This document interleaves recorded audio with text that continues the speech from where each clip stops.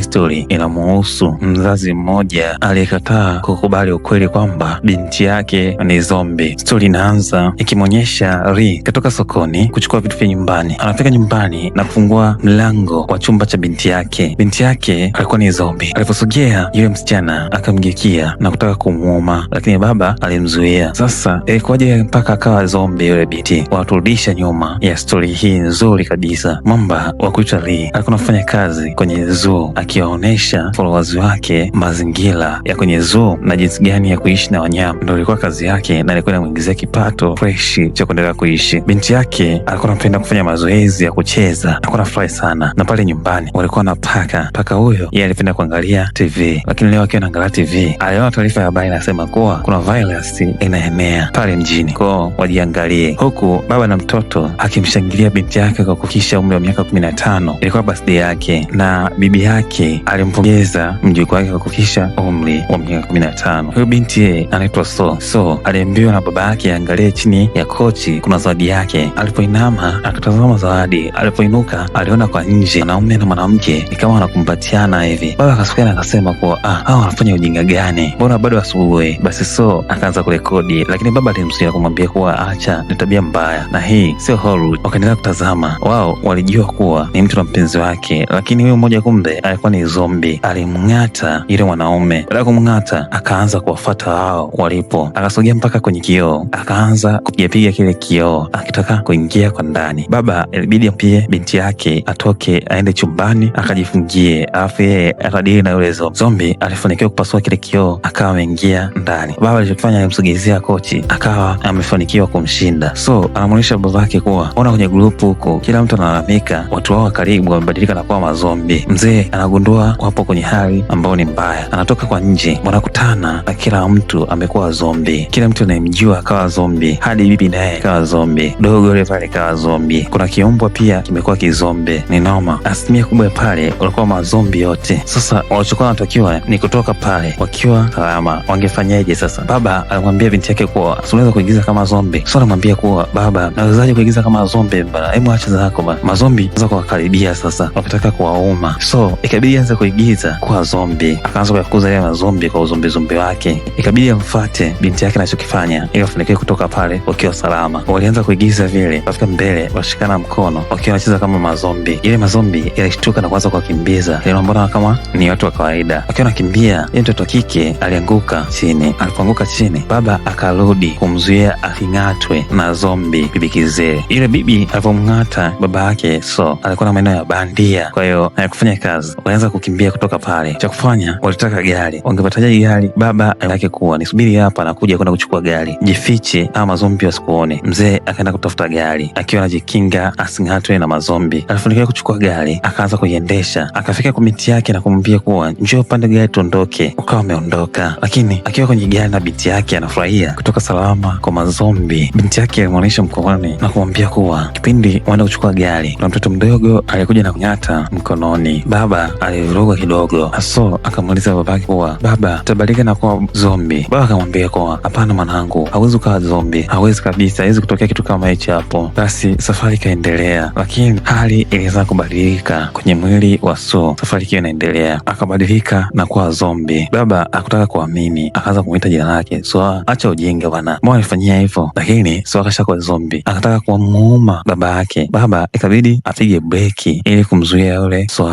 asimuume. Akamfunga kwa kutumia sweta lake ili asifanye chochote, japo alikuwa anasumbua, lakini ilibidi afanye kitu ili amtulize. Akamfunga na mkanda wa siti, kisha akamzimisha. Kwa kama alifanikiwa kumzimisha, akaenda naye mpaka nyumbani kwa mama yake. Mama anafika nyumbani, anakuta gari la mwanaye lipo. Alipofika tu alimwambia kuwa mjukuu wangu yuko wapi? Lie alimwambia kuwa mama, So hajihisi vizuri, kalala. Bibi alipata wasiwasi na kusema kuwa anaumwa nini, na bibi alikuwa na nguvu za kunoni. Lie alipojaribu kumzuia, alimsukuma kwa hebu nenda huko hivi, binti yangu anaumwa, afu anamwambia nikae mbali. Bibi akaingia chumbani kwake, akakuta amevurugwa. Ndo anamuona sasa alivyokuwa. So ambavyo hana adabu, alitaka kumuuma bibi yake, lakini bibi alimchapa mguuni kisha akamchapa kwenye kichwa. So akaanguka chini. Sasa kikawa ni kilio cha familia kwamba mjukuu kawa zombi, watafanyaje? Na huku napo serikali inatangaza kuwa kuna kirusi cha zombi. Kama kuna mtu kaambukizwa yoyote yule, inabidi upige namba za wahusika ili waje kumchukua kukaa na mtu aliambukizwa na zombi ni kosa kisheria. Sasa baba hawezi kukubali kwamba binti yake auliwe au atoke mikononi kwake. Alichoamua, asubuhi akaamua kwenda naye hospitali akaone unaweza kufanya nini, lakini alipofika hospitali akaingia ndani ya hospitali akakuta kuna mazombi. Ghafla wanajeshi wanaingia na kuwaua wale mazombi waliokuwepo pale. Akagundua kuwa hata binti yake anaweza akafa. Aliamua kurudi naye nyumbani. Alipofika nyumbani alimwambia mama yake kuwa inabidi wamuue, so hakuna kingine cha kufanya. Akaanza kuchimba shimo akitaka kumzika yule, so ni bora muue yeye kuliko kuolewa na mtu mwingine. Sasa ikafika wakati wa kumuua. Sasa akainua koleo ili kutaka kumpiga kichwani afe, lakini akikumbuka matukio waliowafanya wakiwa pamoja, basi aliishiwa nguvu na kutupa chini. Baada ya kushindwa, bibi akasogea na kusema kuwa hiyo ni kazi ndogo sana, hebu niachie mimi. Basi bibi akainua ile koleo na kutaka kumpiga kichwani, lakini baba alimzuia na kumwambia kuwa mwache. Wakiendelea kubishana kuwa mwache, so alitoka pale alipokuwa amefungwa kamba. Sasa kazi ikawa ni kwao kumtafuta. Wakaanza kumtafuta huku na huku, wakamuita jina lake. So uko wapi? Umeenda wapi? Walibakiza sehemu moja kwenda kumtafuta ambako alikuwa anapenda kwenda utotoni. Walimkuta yumo ndani. Baba aligundua kuwa huyu ni zombi, lakini kumbukumbu zake hazijafutika, kwa hiyo anaweza akarudi kwenye hali yake. Ray ikabidi asogee apige nyimbo anayoipenda ili aone kama atacheza. Alipoipiga ile nyimbo, zombi akaanza kucheza. Baba aligundua kuwa mwanaye anaelewa nini cha kufanya, na Ray alianza kufuatilia online kwamba anaweza akamtibuje binti yake na kurudi kwenye hali yake wakiwa anamlisha. Lakini sasa hivi alikuwa hawezi kula kawaida, huwa anachokula yule paka ndo alikuwa anakipenda yule. So walifurahi baada ya sio kula. Wakiwa ndani, kuna mtu nje anapiga hodi. Alikuwa na rafiki yake wa kitambo na bwana hii. Walitoka nje wote kumlaki jamaa akiwa anaongea sana, kumwambia kuwa mwanangu alikuwa wapi wewe?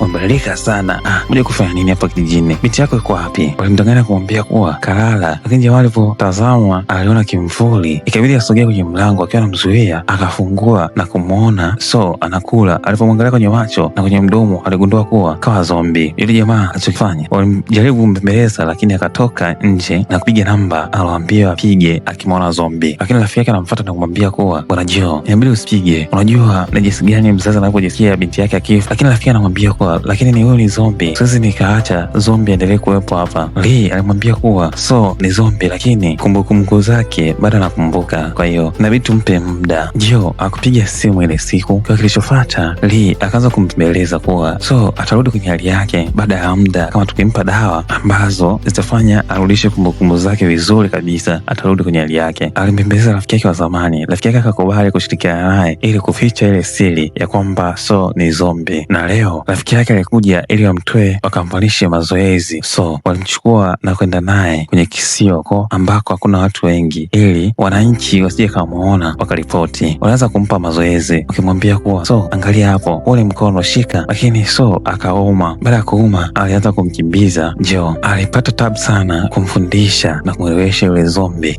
Kila siku alikuwa anajitahidi kumfanya yule zombi aelewe, akiwa na rafiki yake, na yeye hakutaka kukubali kuwa binti yake kashakuwa zombi. Yeye anataka binti yake arudi kwenye hali yake ya kawaida. Tunarudi picha ilipoanzia. Ilianzia baba anatoka sokoni kumnunulia binti yake zawadi. Alipofika, kulingana na mazoezi anaompa, akampa mkono wake aone kama ataung'ata, lakini hakung'ata. Alisikiliza maelekezo yake, akagundua kuwa kumbe binti yake anamwelewa. Alifurahi sana. Alianza kumfundisha kutamka neno baba. Sema baba, akitaka kutamka anashindwa. Sema bibi, akitaka kutamka pia anashindwa. Kwa hiyo hakuweza kutamka, japo alikuwa anataka kutamka, lakini hakuwa na uwezo huo. Bibi alipendekeza kuwa ili aweze kuenjoy kama watu wengine, inabidi uende ukamnunulia makeup, tumfanyie makeup ili kuondoa zile alama za kizombi zombi usoni. Alifika kwa muuzaji. Muuzaji alifurahi sana. Wewe ni baba bora kwa hii kutokea, unajua kumnunulia binti yako makeup. Jamaa anamwambia kuwa jali bana, ni kawaida tu kwa mzazi. Akiwa anaenda kuchukuliwa zile makeup, aliangalia nje, aliona wanafunzi wanafurahi, lakini alipoangalia pembeni alimwona Shin. Huyu Shin wamesoma naye zamani huko, kwa hiyo alinama chini ili asionekane, lakini yule Shin alikuja na kumwona akiwa amenama, akasimama na kujifanya kuwa hamna kitu kilichotokea. Alipewa mzigo wake na yule muuzaji, kisha yule Shin akampa lifti mpaka nyumbani. Baada ya kufika nyumbani, alienda kukutana na rafiki yake, alianza kuongea kuhusu habari ya Shin. Joe alimwambia kuwa yule mwanamke bado anampenda, lakini Lee alikataa. Ghafla pale pale Shin anakuja, akaanza kumwambia kuwa vipi kuhusu binti yako, yuko wapi? Lee alimwambia kuwa binti yako niko naye hapa, lakini ana hali fulani ambayo anajisikia vibaya kwa hawezi kwenda shule. Shin alimwambia kuwa hata kama anajisikia vibaya inabidi aende shule, kwanza hapa wanafunzi ni wachache na darasa hilo unafundisha mimi, kwa hiyo niamini. Lee akamwambia kuwa akiwa sawa tutamleta shuleni kwako, usijali. Wakiendelea kuongea pale, ghafla taarifa ya habari na ripoti na kusema kuwa zimepita siku 200 toka ripoti ya mwisho ya maambukizi ya zombi. Yule mwanamke alipotoka na kusema kuwa mpenzi wangu alikuwa ni zombi. Joe na mwenzie walishtuka na Joe akaanza kulipoka kuhusiana na So. Kisha yule Shin aliwapa historia ya kwamba mpenzi wake alibadilika na kuwa zombi. Alichofanya, alimchinja. Kwa hiyo akimwona mtu yote ambaye ni zombi hawezi kumsamehe, kwa sababu kama niliweza kumuua mpenzi wangu, huyo mwingine namsameheje? Akauliza kuwa hapa hakuna zombi wa kuua. Akujibu mtu. Mshikaji alipoenda nyumbani alianza kupitia picha za ule mwanamke online. Alikutana na picha akiwa amebeba na kushika panga. Kisha alipoendelea kushika simu alikutana na picha ya kwamba kapewa tuzo ya mwananchi bora kwa kuripoti maambukizi ya mazombi wengi. Kwa hiyo yule ni adui wa So. Baba akiwa na binti yake alimuona anafurahia kuangalia show kwenye TV. Alichoamua akiwa na mama yake inabidi ampeleke kule ili akaenjoy. Kwa hiyo akaenda kumwambia rafiki yake kuwa inabidi tumpeleke sehemu ile ambayo anaipenda So ili kusaidia kurudisha kumbukumbu zake. Lakini jamaa rafiki yake Dokta aligoma kabisa, akarudi nyumbani. Baada ya kurudi nyumbani akiwa na mama yake, walipokea mgeni wa kuitwa Shin. Shin akataka kuingia chumbani kwa So ili kumuona, lakini Lee aliwahi na kufunga mlango. Kisha ule mlango ile So akaanza kungonga kwa ndani. Shin kidogo ashtuke kuwa kuna nini, lakini Lee akaanza kupuliza filimbi. Ile filimbi ilikuwa inamtuliza So asifanye chochote. Kisha baada ya pale alitoka nje na Shin na kumwambia kuwa vipi, unanitaka? Mbona unakuja kuja sana tu? Kama unanitaka sema, na mimi nyumbani kwetu sikutaki. Aliamua kufanya vile ili yule mwanamke asifuatilie kuhusu So. Kesho yake ikawa ni ile siku ya kutoa outing. So bibi alimfanyia makeup vizuri kabisa, japo alipata tabu, lakini alifanya makeup. Zombi akatoka akiwa mrembo.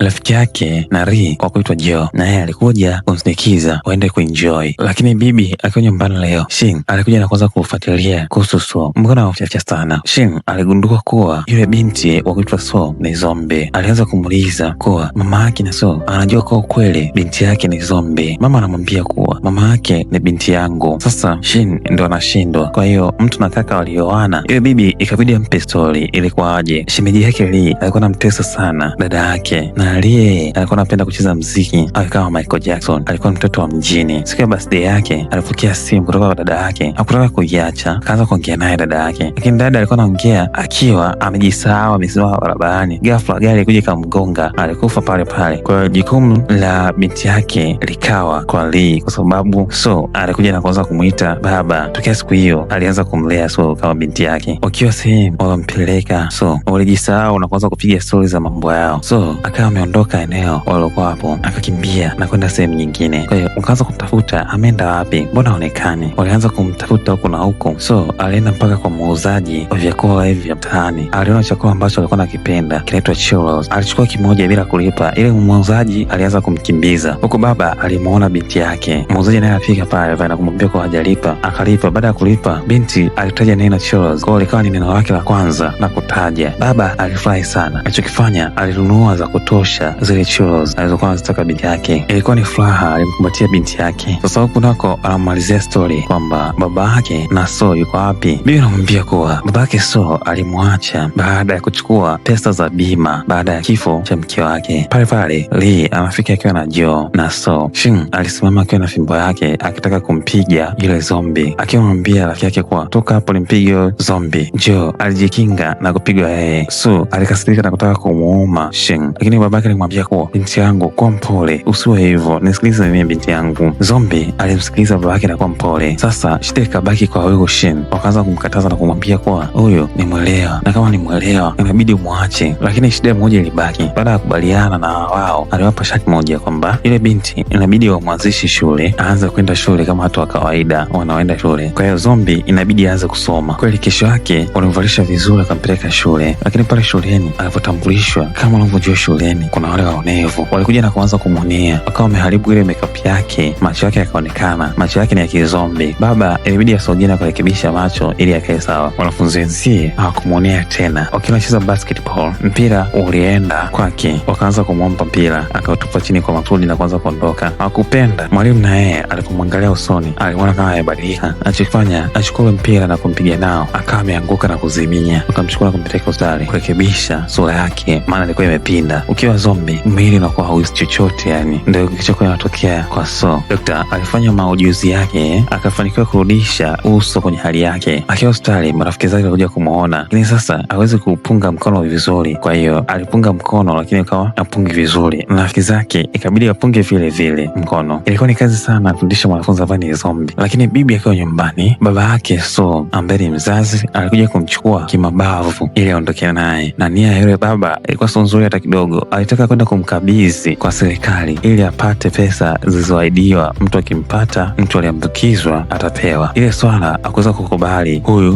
Lee ambaye ni baba yake ambaye sio kumzaa. Kwa kawaida ni mjomba, lakini So alikuwa amezoea kumwita baba. Alikuja na kuanza kumlinda binti yake, walianza kupigana. Yule baba akamwambia kuwa hela zitakazopatikana kwa hiyo binti ni nyingi sana, kwa hiyo inabidi tugawane. Kama vipi, au unasemaje? Mzee akakubali. Kilichofuata wakaanza kupigana, walipigana. Lee akazidiwa, akaangushwa chini. So aliona zile ni dharau. Alipotaka kulia babake, alikimbia na kwenda kumuuma yule ambaye ni babake mzazi mwenye tamaa. Kisha baada ya hapo, Lee aliamuka na kumwambia kwa binti yangu kuwa mpole, maana alikuwa amekasirika sasa. So aliona kuwa mpole, lakini ghafla yule jamaa na yeye akabadilika na kuwa zombi. Kwa hiyo Lee ikabidi ampasue kwanza yule. Wakawa wamerudi nyumbani kwa bibi yake na So baba alichoamua, alitaka kumtoa binti yake pale aende naye sehemu ambayo anajua yeye, ili arudi kwenye hali yake, arudi kuishi naye kama kawaida. Lakini bibi alitaka kuondoka na kijana wake na mjukuu wake, hakutaka kuwaacha. Bibi sasa akiwa anatembea njiani, alikutana na Shin akiwa kwenye gari yake, akampa lifti. Wakiwa wanaendelea kuongea kwenye gari, bibi aliona wanajeshi wanaelekea kijijini kwao. Alichomwambia yule Shin kuwa geuza gari. Shin akigeuza gari, bibi alijua kuwa kishaumana.